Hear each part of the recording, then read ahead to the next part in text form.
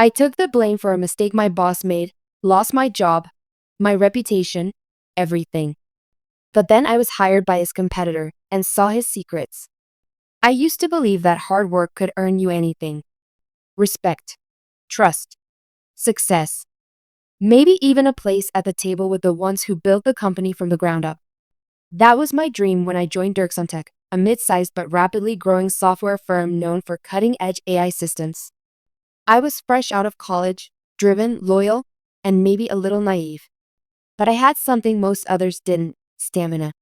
I could outwalk anyone. And that's exactly what I did. While others clocked out at 6, I stayed until midnight.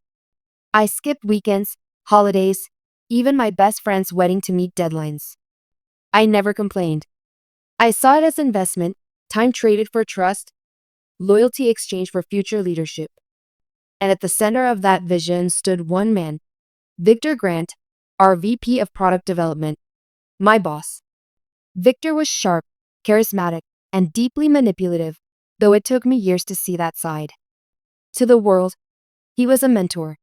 To me, he was the mentor. He took me under his wing early on, praised me during meetings, recommended me for special projects. I thought he saw something in me. Maybe he did, but not what I thought. Looking back, it's clear. I was his shield, his workhorse, his backup brain. I solved the bugs he couldn't. I rewrote his failed strategy decks at 3 a.m. I babysat angry clients he neglected, smoothed out demos he barely prepared for. But he always took credit, and I let him. Because I thought my turn would come. My coworkers warned me, said things like, "You're doing his job," or "Don't let him use you." But I laughed it off. "He's helping me grow," I'd say. "He's going to promote me soon." And for a while, I believed it. Especially when he told me confidentially that he was recommending me for lead product strategist, a role that would finally put me on the senior team. "You deserve it," he said, smiling over his glass of scotch. "Everything you've done, this company owes you." I was glowing. For the first time, I believed I had made it. That the nights, the exhaustion, the sacrifices, they weren't in vain. I didn't know the knife was already in his hand.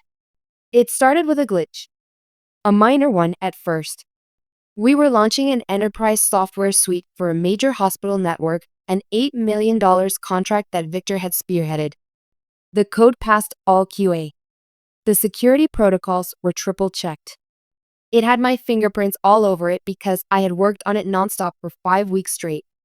But a week before deployment, an audit flagged a major vulnerability, something that could leak patient data. Everyone panicked. Clients threatened to walk. Legal got involved. And that's when Victor disappeared. For 48 hours, no one could reach him. I stayed in the office, trying to patch the system and trace the flaw. When he finally returned, he walked straight into the boardroom and handed them a summary. A summary that blamed me. In his report, he claimed I'd overridden standard procedures, pushed a build to production without peer review, and ignored repeated warnings.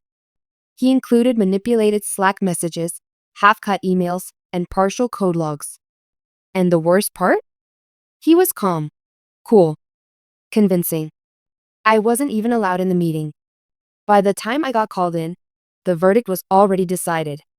I was let go, effective immediately, pending investigation. But I knew what that meant. They'd bury it. Protect the brand. Sacrifice the scapegoat. I remember packing up my desk. The silence. The looks. No one said a word. Not even the ones I trained, mentored, saved more than once. Fear does that. It silences good people. I didn't go home that night. I sat in my car until morning, staring at the building. My hands were shaking. My entire world gone. No job, no reference, no reputation. I didn't just lose my career. I lost my identity. The calls from recruiters stopped within days. My LinkedIn was flooded with whispers, questions, rumors. I was labeled negligent, reckless, high risk. Some even called me a fraud. I couldn't get a single interview. Even my closest friends from the office stopped replying. And Victor? He was promoted 2 months later. He gave a speech at a national tech conference titled Leadership Under Fire. I watched it from my tiny apartment, surrounded by unpaid bills. He talked about navigating chaos and cleaning up others' mistakes. Others. That was me. I spiraled. Depression hit hard. I stopped sleeping, stopped eating. I isolated myself completely. I couldn't even tell my parents. I lied, said I was consulting remotely. For 6 months, I barely survived. But then, something shifted. It wasn't dramatic. It wasn't a movie moment. It was one sentence in a rejection email from yet another company. We'd love to consider you, but Victor Grant's evaluation of your work raises too many red flags. He didn't just frame me. He followed me. He blacklisted me. And in that moment, something inside me clicked. The hurt didn't go away, it hardened. It solidified into something colder. Rage. One night, while scrolling through job postings I'd never be called for, I saw it, a quiet little listing buried in a tech blog. Confidential hire, stealth mode AI startup seeking product lead, backed by former Dirksuntech execs. I clicked instantly. The location was familiar. The description, too precise. I Googled the CEO's name. Elena Rivas. I froze. Elena was Dirksuntech's former CTO. She'd left a year before the scandal. Some said she was forced out after a falling out with Victor. I applied. Not as myself, not directly. I created a separate identity. A subtle twist on my name. A portfolio of work under NDAs. I passed the screening, then the phone interview, then a real one. And finally, the offer. Product strategy lead. At Vetracore AI. Victor's biggest rising competitor. Founded by the people he stepped on. I took the job. Not just for the paycheck. For the opportunity. Because I wasn't done with Victor. Not by a long shot. Walking into Vetracore for the first time felt like inhaling clean air after being choked for months. The office was open, sleek, efficient, and yet carried none of the cold, calculated pretense of Dirksuntech. There were no ego walls lined with vanity awards, no giant portraits of executives pretending to be visionaries. Vetracore was built by people who had been burned. People who had survived Victor Grant, just like me. Elena Rivas, the founder and CEO, was sharp-eyed, straightforward, and brutally intelligent. She didn't believe in small talk. During my first real meeting with her, she simply said, "I know who you are. I know what he did. That's why you're here. Now let's use it." I didn't need to pretend anymore. Elena had been Victor's partner in building Dirkson's core AI infrastructure until she called out his unethical partnerships and hidden third-party licensing deals. Instead of being rewarded for her integrity, she was ousted in a quiet, calculated takedown. Now, she was rebuilding. And she wanted me on the inside, not just for strategy, but for insight. Because Victor was dirty. And Elena knew there were more skeletons waiting to be found. All she needed was someone who could recognize them. And I was that someone. At first, it felt surreal to be trusted again. I was put in charge of a product initiative that directly rivaled Dirkson's flagship service, the very one I'd worked on for years under Victor. But this time, I had full control. Every piece of architecture, every pitch deck, every prototype went through me. And just like before, I buried myself in the work. But not just for the product. I wanted revenge, smart, slow, career-ending revenge. Vetracore's legal team quietly cleared me to review past Dirkson contracts for competitive research. They had several former clients who had jumped ship. And some of them had stories. Disturbing ones. One client said Victor had promised custom software and billed millions, but reused code written for a different sector, violating multiple NDAs. Another claimed that patient data was used to test unapproved AI features without consent, the very same bug I was blamed for. And worst of all, a government contractor revealed Victor had signed off on a faulty analytics tool that led to false arrest data and covered it with forged documentation. I started to piece together a pattern. Victor wasn't sloppy. He was strategic in his fraud. And every time something went wrong, someone else took the fall. I was just one of many. The deeper I dug, the more I found. I even tracked down a former junior developer, Maya, who had vanished from the industry after a mental breakdown. When I reached out anonymously, she hesitated at first. But eventually, we met at a small coffee shop on the edge of the city. Maya looked older than she should have, her eyes weary, her voice soft. "He made me change the logs," she whispered. "The ones that showed the real IPs running unauthorized tests. He said if I didn't, I'd be sued, fired, blacklisted." I was 22. I didn't know what else to do. I asked if she'd testify. She said she couldn't. Not unless I could guarantee protection. She'd already lost everything once. I left that meeting shaken, but more determined than ever. Victor hadn't just ruined my life. He built his career on a graveyard of silenced voices. And now I had the key to unlock all of it.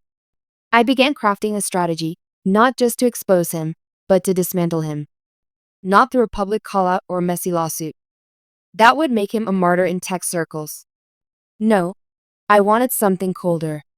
I wanted to end his credibility so completely, so surgically, that even his name would poison every deal he touched. The plan had 3 phases. Replication: build a product at Vetricore that outperformed his latest launch, using insights I had from years inside his system. Exposure: use internal audits, whistleblower accounts, and leaked contracts to prepare a legal case strong enough to pierce through any PR defense.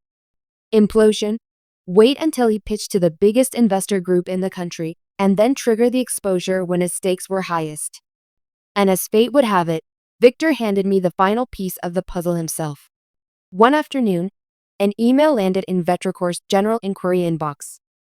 It was from a marketing firm organizing a massive tech expo.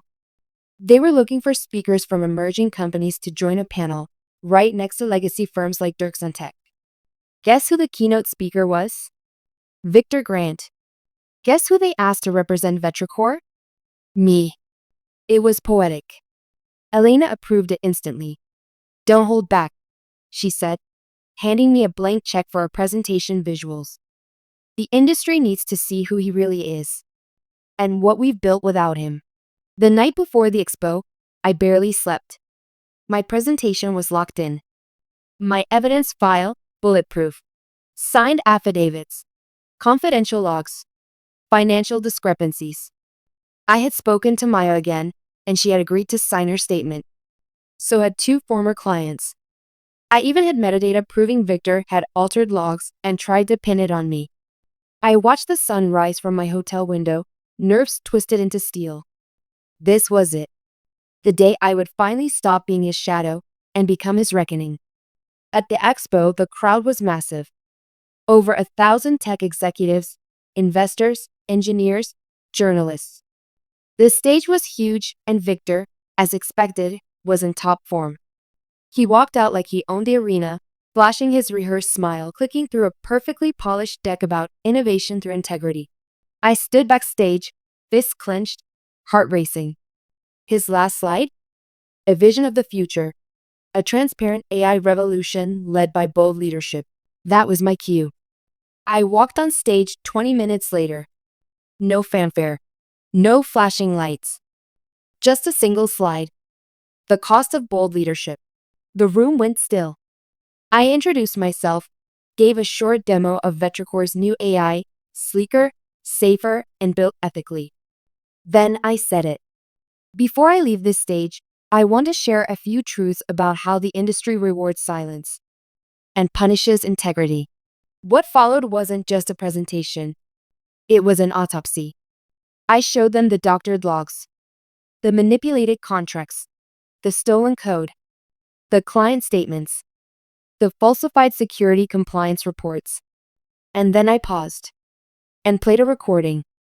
Victor's voice, recorded from a call with a panicked investor, saying, "We'll just pin it on the kid.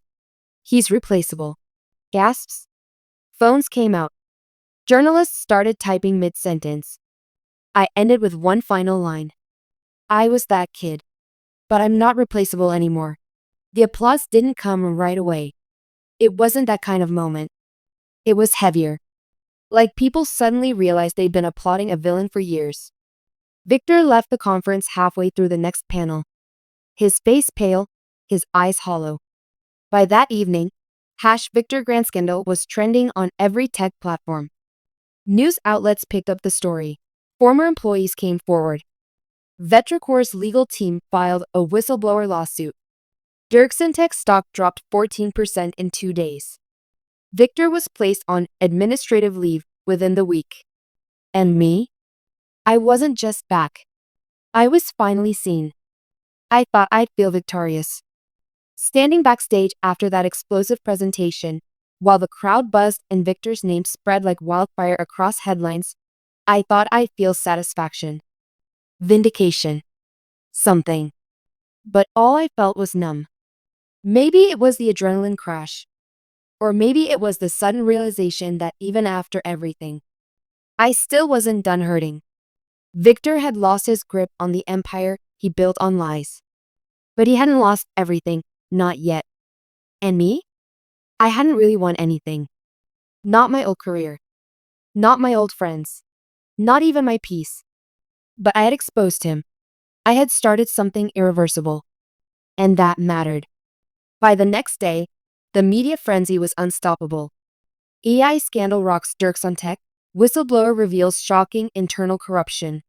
VP Victor Grant under investigation after explosive conference reveal. Well, just pin it on the kid. The audio that took down a tech titan. I watched it all unfold from my apartment. My inbox overflowed with messages, reporters, investors, even old colleagues who had ghosted me after I was fired. Some apologized. Some begged to join Vetrocor. And some, like Lisa, shocked me.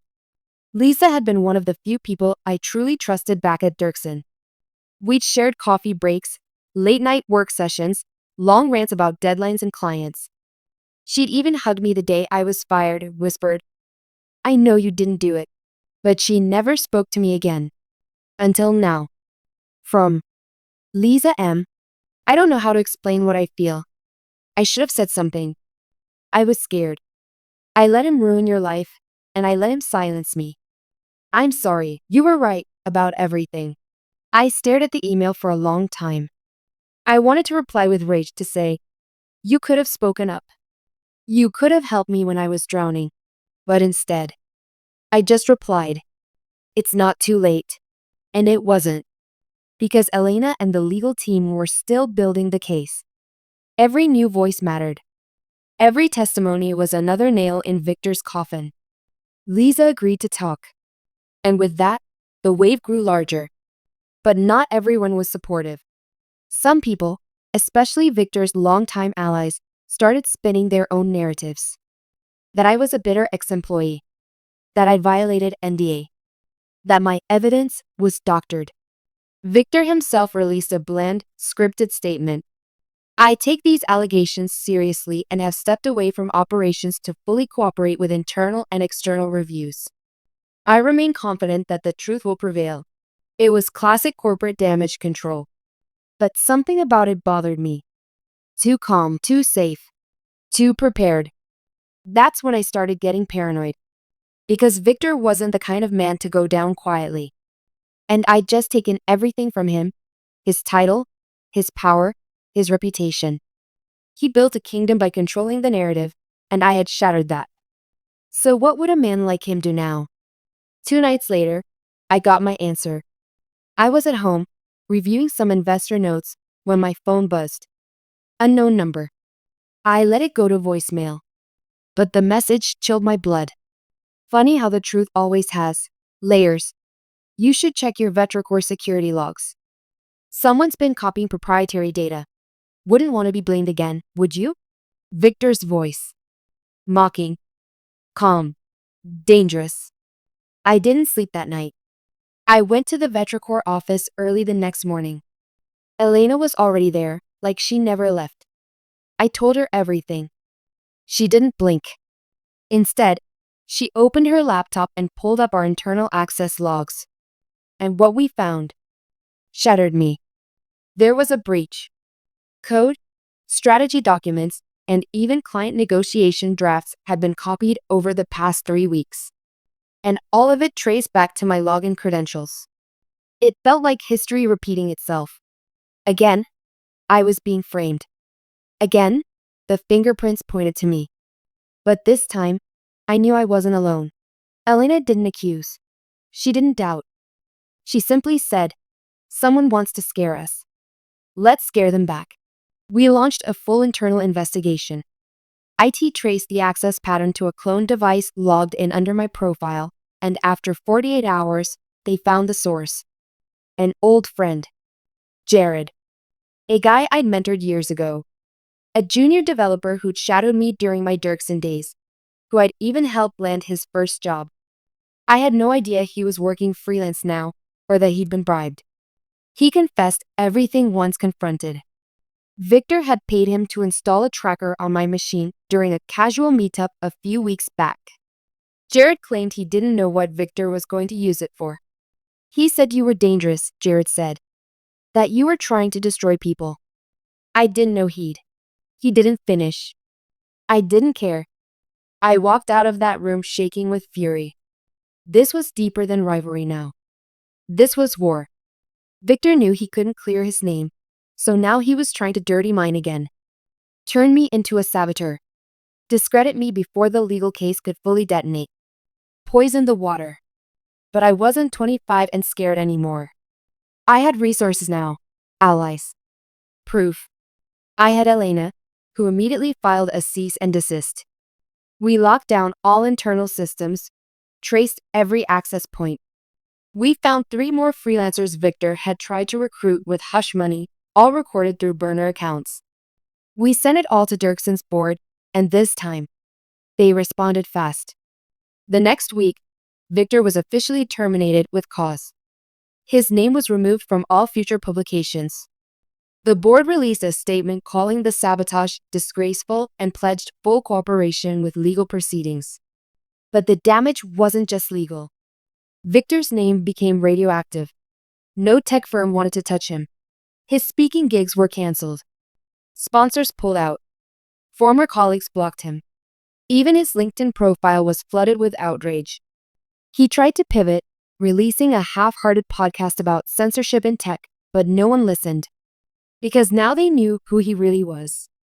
As for me, for the first time in years, I started rebuilding, truly rebuilding. Not just my career, my self-worth. I reconnected with Maya, with Lisa, with others who had stayed silent too long. We started building a coalition, not just to take down corrupt leaders, but to protect the ones who came after us. Vetricor offered internships for whistleblowers. Elena made sure their stories were heard. And I kept working, kept building, but smarter this time, safer. Victor taught me many things, but his biggest lesson? Trust is not a gift. It's armor. And now, I never take it off. But just when I thought it was over, when the dust had settled and I was finally starting to heal, a package arrived. No return address. Inside was a printed photo. Victor, sitting on a beach, smiling. On the back, 4 words. "You missed something, V." The photo sat on my kitchen table like a curse. Victor, on a sunlit beach. Sunglasses on, drink in hand, a mocking smile that hadn't aged a day, like he hadn't just lost everything. The message scrawled on the back in neat, confident print. "You missed something, V." It wasn't just a taunt. It was a warning. Victor wasn't hiding in shame. He was waiting. I stared at the picture for a long time. The background wasn't generic, there were clues. The buildings. The shoreline. A small hotel sign just barely in view. And despite everything in me wanting to burn the photo and forget he existed, another part whispered, "Don't ignore this. He's not finished. And you shouldn't be either." I took the photo to Elena the next day. She didn't blink. "You know what this is," she said. "He's not just threatening you. He's saying he has a backup play. He planned for this." We were in her office, the blinds drawn, screens glowing with spreadsheets and logs from our investigation.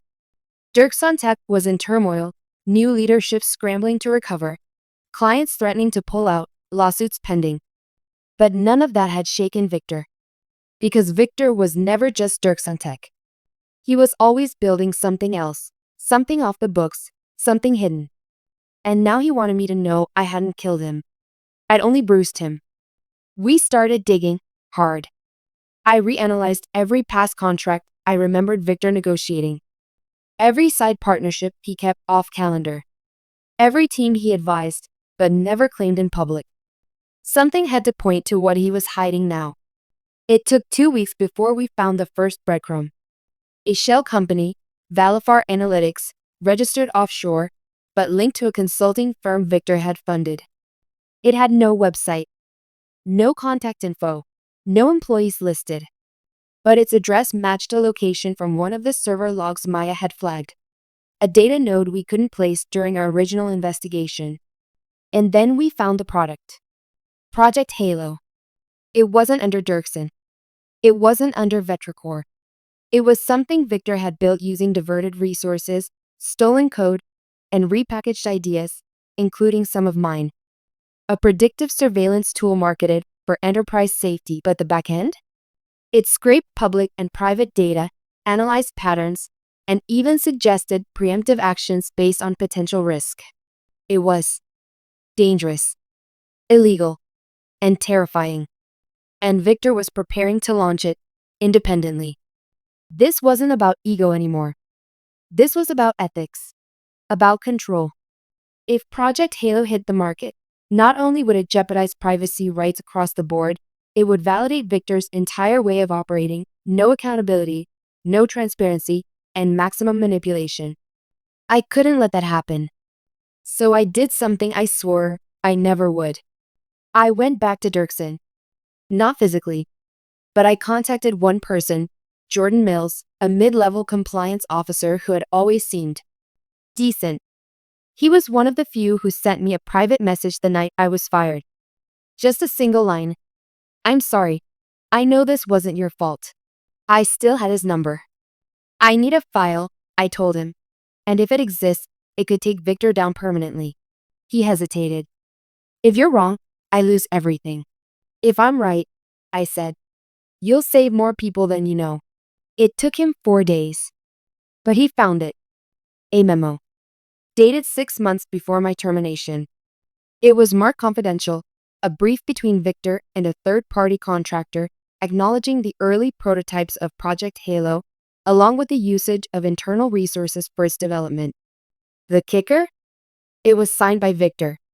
And it was stored under my name. That was it. He had been setting me up from before the scandal. Project Halo was never just a side project, it was the real reason I was erased. The glitch, the blame, the firing, all of it was a smokescreen. He needed me gone not just to protect himself, but to claim sole ownership of everything I'd helped build. He didn't destroy me out of anger. He did it out of strategy. But now, I had the evidence. We took everything to Vetracore's legal team. And this time, we went beyond lawsuits. We went federal. A formal complaint was filed with the FTC, and then escalated to the DOJ.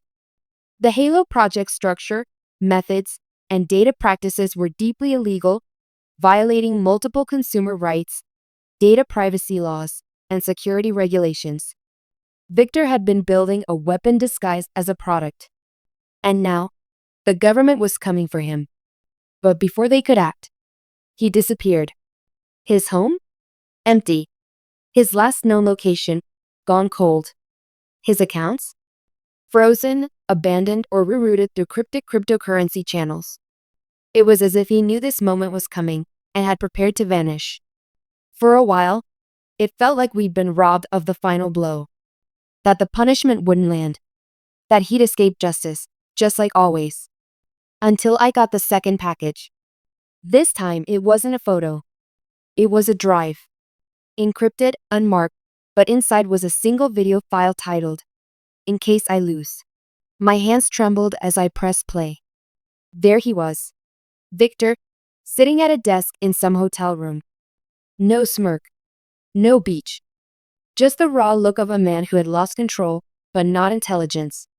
"If you're watching this," he said, "then you got to me. Congratulations. You won the game. But I never played just one." He leaned forward, eyes burning into the camera. Project Halo was just a prototype. The real systems are already seeded through partnerships, startups, governments. You exposed me, not the machine. You've only slowed it down.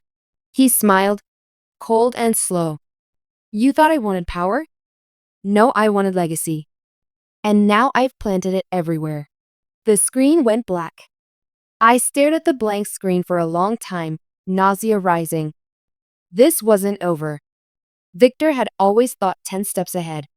Halo was one version, but if he'd replicated it, franchised it, spun it into the bloodstream of the tech world, then I wasn't facing one man anymore. I was facing an infection. But I wasn't afraid. I closed the file, made copies, gave it to the federal task force already digging into Victor's web. We traced every known node, every contract, every line of code we could find. One by one, we began to isolate the clones of Halo, expose their roots, shut them down. Victor thought he planted a legacy, but all he left behind was rot. And this time, I wasn't the only one cleaning it up. 6 months had passed since Victor vanished. Vetracore had grown faster than any of us expected. Our AI platform, built on ethical data practices and transparency-first architecture, was being adopted by major healthcare, logistics, and education sectors. Government contracts were in negotiation. Elena was being asked to speak at international panels. And me? I was being called the face of accountability tech. I hated the title. Not because I wasn't proud, but because every time someone praised me, every time a headline used words like hero, whistleblower, or visionary, I felt like I was standing on unstable ground, like Victor had just stepped out of the shadows and whispered, "You missed something." That photo, that message, that video, they had haunted me. Not because I feared him, but because I feared I still didn't understand him. But I tried to move on. Until the email came. It was 3:13 a.m. I was at home, nursing black coffee and reviewing code review notes when my inbox pinged. Sender: unknown at maskmail.io. Subject: we need to talk. Body: you think you killed the virus, but it mutated. Come see. Below was an IP address and nothing else. I should have deleted it, blocked it, reported it. But I didn't. Because part of me still needed to see where the roots ended. I couldn't accept that a man like Victor Grant, brilliant, venomous, and power-hungry, had just let go. He was always playing the long game. And if he was reaching out now, it meant one of two things. Either he wanted to burn me with him, or he wanted me to finish what he started. I traced the IP through an encrypted browser. It pointed to a live server, obscure, offshore, unregistered to any company. Inside was a private portal. It auto-logged me in with my device fingerprint. I was in. What I saw made my skin crawl. Project Aura. Halo had been horrifying. But Aura? Aura was evolution. A global meshwork of interconnected systems, traffic cameras, social platforms, smart devices, medical records, all filtered through a decentralized intelligence designed to profile, predict, and control. And it was already active. In beta mode. It had quietly been licensed to government research partners across 4 countries, under shell names, hiding behind civilian pilot programs. Victor hadn't lost. He had shed his skin. And here was the worst part. My name was still in the codebase. He'd built Aura using every scrap of work I'd once done, buried deep, repurposed, restructured, but the signature of my original AI logic still lived in its bones. If Aura went public, I wouldn't just be remembered for taking Victor down. I'd be remembered for helping build the system that could destroy privacy itself. I called Elena. Woke her up. She didn't ask questions, just told me to come in. By 6 a.m., our core team was in the war room, analyzing every line, every connection, every relay point we could find. We reached out to the DOJ contacts, shared the data. They confirmed the pilot programs had quietly expanded under different names, all backed by private equity firms who had once worked with Victor. Aura was alive, quiet, growing. But there was one weakness. Its command node, a central master key system. If destroyed, it would sever the heart of Aura and render all derivative systems obsolete.